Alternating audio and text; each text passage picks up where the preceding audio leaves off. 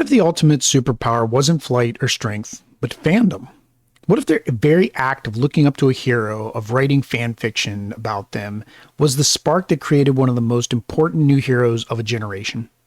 Today, we're talking about the girl from Jersey City who proved that good is not a thing you are, it's a thing you do.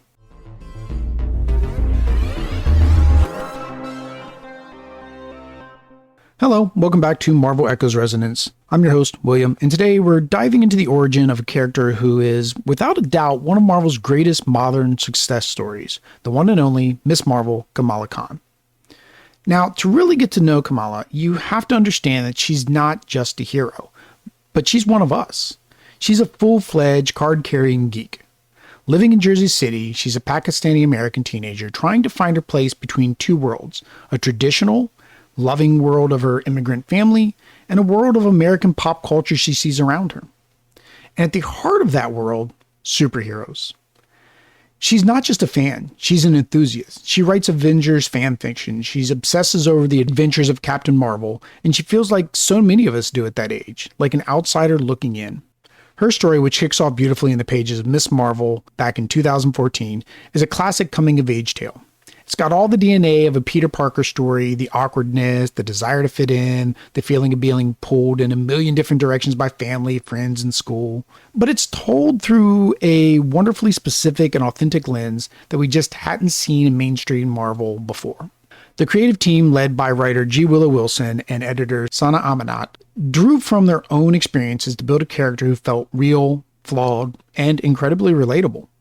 So, how does our fan become a hero? Well, it happens during Marvel's big 2013 crossover event, Infinity. A massive bomb of Terrigen mist, the stuff that activates latent in human genes, is unleashed on Earth by Black Bolt, as we discussed in a previous episode. Think of it like a global genetic lottery ticket. As this cloud of mist rolls over Jersey City, Kamala has snuck out to a party against her parents' wishes, a small act of teenage rebellion that puts her right in the path of destiny. She's enveloped by the mist, encased in a cocoon. Inside, she has this surreal dream where her personal Holy Trinity, Captain America, Iron Man, and her ultimate idol, Captain Marvel, appear before her. It's like her own fan fiction coming to life, but they're chastising her for her choices. It's a manifestation of all her teenage anxiety. In that moment, Captain Marvel asks her a simple, life-altering question. Who do you want to be? Kamala's answer is from the heart. It's desperate and full of yearning. She says, I want to be you. And when she emerges from that cocoon, her wish has been granted in the most literal and shocking way possible. She hasn't just gained powers, she is physically transformed into Carol Danvers in her classic Miss Marvel costume. Her power is shapeshifting, but it's tied directly to her core internal conflict. She subconsciously wants to be someone else, someone she sees as strong, beautiful, and free of the baggage she feels. Her powers are essentially a physical metaphor for the assimilation and the desire for her to fit in. The creators were brilliant here. Her powers aren't just generic stretching. They're awkward. She embiggens her fists. She stretches in goofy ways. It perfectly mirrors that fumbling, clumsy journey of being a teenager. Her powers are her personality. Her first heroic act isn't some grand battle against a world-ending threat. No. She sees a classmate drowning, and her immediate instinct is to help. But her motivation isn't a desire for fame and glory. It comes from a Quranic verse her father taught her. Whoever saves one person, it is as if he saved all of mankind. Right there, in that first issue, her entire heroic foundation is set and built on compassion, faith, and family. She takes the name Miss Marvel to honor Carol Danvers, but she makes it her own. Her costume is one of the best designs in modern comics. It's a modified burkini, a suit that respects her culture, while also sporting that iconic lightning bolt. It's a powerful symbol. She isn't rejecting her heritage to be a hero. She's integrating it into her identity. Her first major villain? The Inventor. And it's a bizarre clone of Thomas Edison spliced with the DNA of, well, a cockatiel? It sounds silly, but thematically it's perfect. He's kidnapping teenagers and using them as disposable batteries, seeing them as a worthless generation. So Kamala doesn't just fight a monster, she becomes a champion for every kid who has ever been dismissed or devalued by their elders. It's here that she really finds her voice, and pretty soon, the wider Marvel universe starts to take notice. So, with her origin established, Kamala quickly goes from being a local Jersey City hero to a major player on the world stage. She gets caught up in the big leagues when she joins the Avengers. For a fangirl like her, this is the ultimate dream come true. But this is where her story takes the most important turn during the events of Civil War II. Now, the premise of Civil War II is this. A new human named Ulysses emerges with the power to predict future crimes.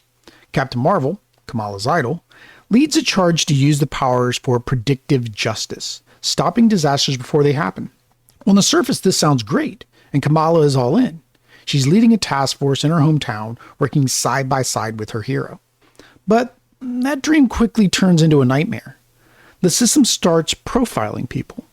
Friends and neighbors are detained based on visions of things they might do. Her best friend Bruno is critically injured trying to resist this new authority. Kamala is forced to watch her own community become a police state, one that she helped create. This is the moment her fandom dies and her heroism is truly born. She has to make a choice, stand with her idol or stand for her principles. She chooses her principles. She publicly opposes Captain Marvel, an act that is both an incredible betrayal and a profound moment of self-actualization. Carol's response is heartbreaking. She tells Kamala, "I never should have let you wear my colors." The legacy she has so desperately wanted is seemingly yanked away from her. But what emerges from that conflict is something far more powerful. Disillusioned with the infighting and the flawed morality of the adult heroes, Kamala quits the Avengers. She teams up with Miles Morales and Sam Alexander, Spider-Man and Nova, two other young heroes who feel the same way and were on the Avengers with her. Together, they form the Champions. And the Champions just aren't another super team. They are a mission statement. They declare that they are not a strike force that just punches problems. They're a grassroots movement focused on activism, social justice, and inspiring hope. Kamala goes from being a fan following a leader to being a founder and a moral center of a whole new movement. It's the ultimate echo of her origin. The fan who wrote stories about heroes is now writing a new, better story for an entire generation of them. Her journey since then has continued to evolve. She's grown as a leader, faced cosmic threats, and has constantly redefined what her symbol means. Most recently, after, spoilers, a tragic death and shocking resurrection by the X-Men's Hellfire Gala, it was revealed that Kamala isn't just an Inhuman, she's a mutant.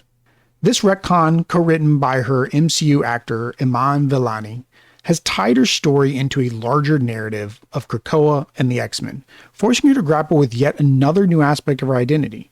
She is, as ever, a character in motion, constantly growing and changing, just like the world around her. Kamala's story is a powerful reminder that legacy isn't about perfectly imitating your heroes. It's about having the courage to hold them and yourself to a much higher standard. So I'll leave you with this question. What do you think is the most important quality in a legacy hero? Loyalty to the original's ideals, or the willingness to forge a new path when those ideals fall short? Let me know your thoughts in the comments below.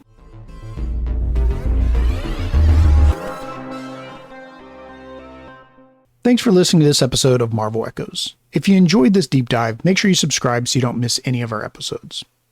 Leaving a like and a review really helps the podcast grow. For new content, like essential reader guides, make sure you check out the link to our website below. Until next time, true believers, make mine Marvel.